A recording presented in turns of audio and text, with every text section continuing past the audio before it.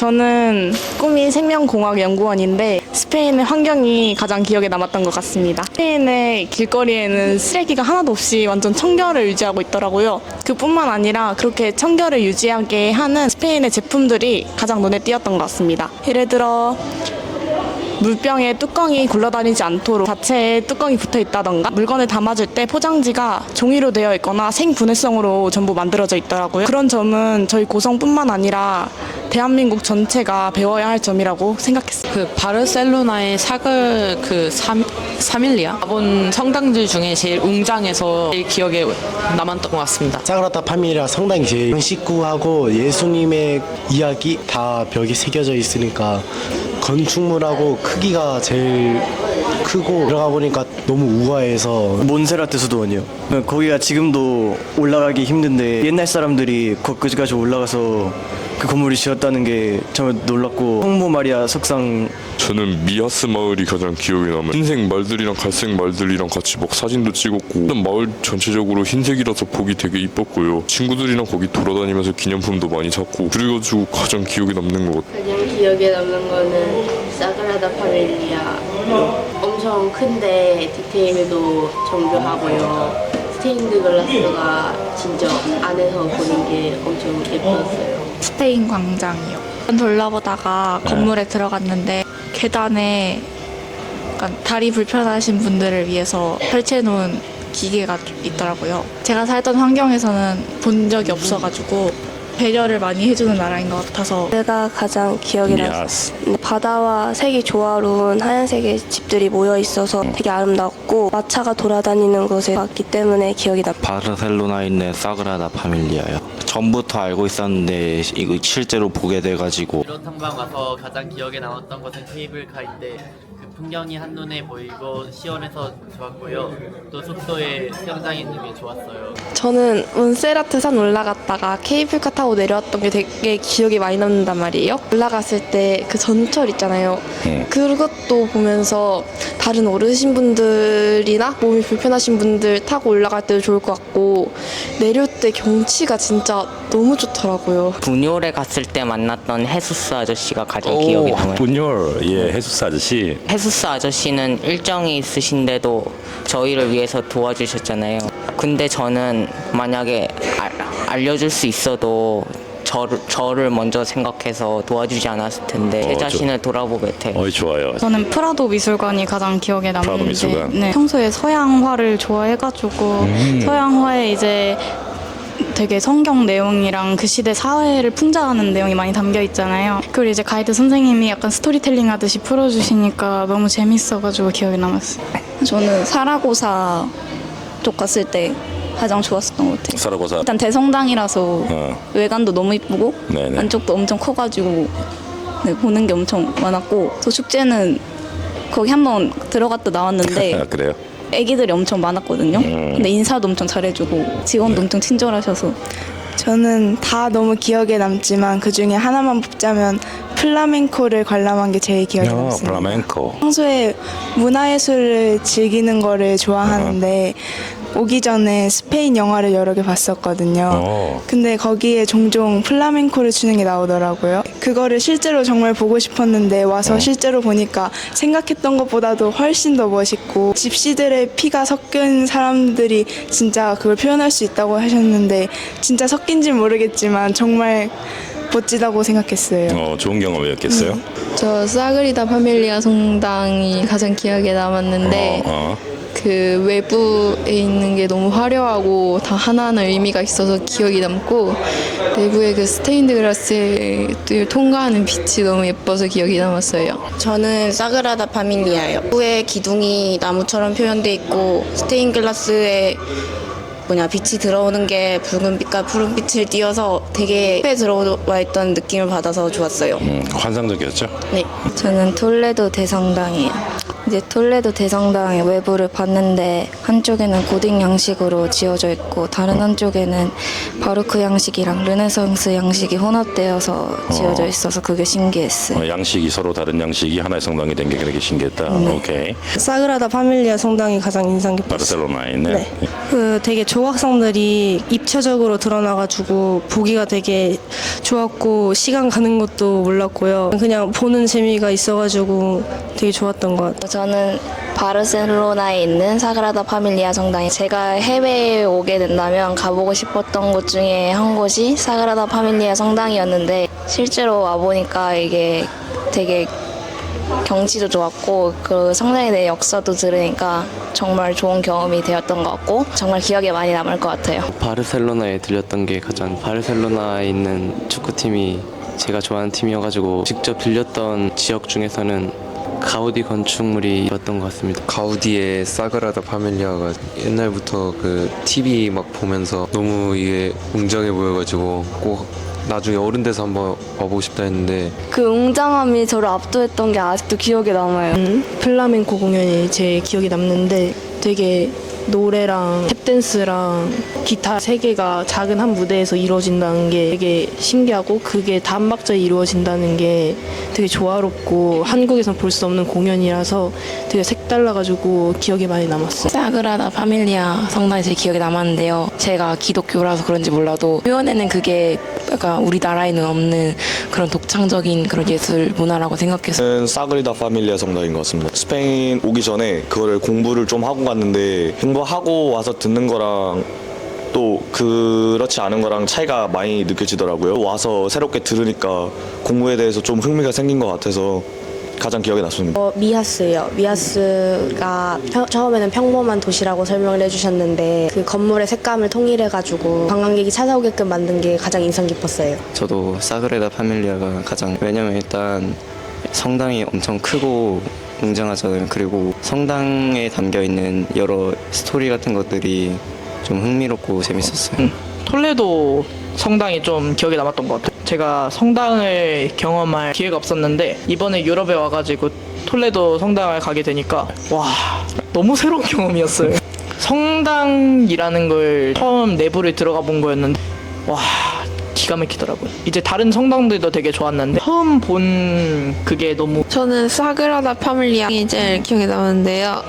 일단 외부 딱 봤을 때도 장엄했는데 내부에 들어가니까 그 스테인드 글라스에서 들어오는 빛이 완전 신성한 그런 느낌을 주고 그래서 되게 압도당했던 것 같아요. 세비야 시티 공원 갔던 게 기억이 남아요. 벽에 그려져 있던 그림들이랑 물들이 제일 기억에 많이 남았던 것 같아요. 사그라다 파밀리아가 진짜 인상 깊었어요. 겉에 뾰족뾰족 튀어나온 게 100년 동안 지었는지 알 것 같은 안쪽은 빨간색과 파란색의 스테인드 글라스가 진짜 아름다웠다고 생각했기 때문입니다. 저는 몬세라 수도원의 성모 모리아상이 생각나는데요. 그 모리아상에 관련된 전설이 저한테는 재밌고 신선하게 다가왔습니다. 저는 론다에서 했던 경험이 가장 기억에 남는 것 같습니다. 론다.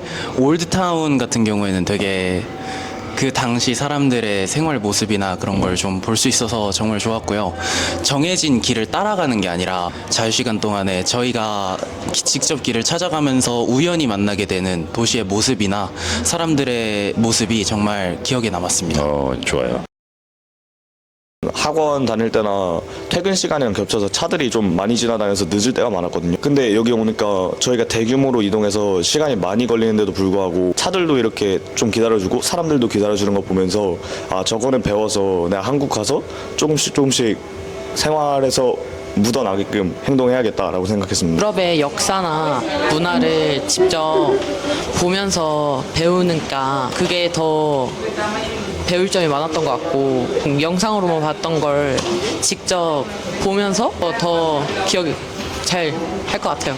그 성당 고딩 장식하고 스페인의 문화, 역사가 제일 배웠으면 좋을 것 같아요. 유럽이 기본적으로 주변에 좀 자연도 친화적으로 잘 있고 쓰레기통도 많이 있어가지고 환경이 깨끗한 게 너무 좋아가지고 거리마다 쓰레기통이 다 잘 돼 있어가지고 바닥에 쓰레기가 별로 없는 것 같아서 저희 나라도 여기저기다가 막 쓰레기통을 많이 설치했으면 사람들한테 종교가 큰 영향을 미치는 것 같은데 그게 약간 사람들 사이에서 교류가 되는 약간 좀 문화를 형성해 주는 것 같아서 우리나라도 그런 점을 좀 배웠으면 좋겠습니다. 저는 사람들이 직업에 대한 만족도가 되게 높아 보였습니다. 예를 들어 한국의 환경위원 분들은 대부분 연세가 좀 있으신 분들이 하시거나 또 그렇게 좋은 시선은 아닌데 여기 분들은 되게 젊은 분들이 하시고 치우면서 웃어주시고 인사도 해주셔서 그런 만족도가 되게 높아 보였습니다.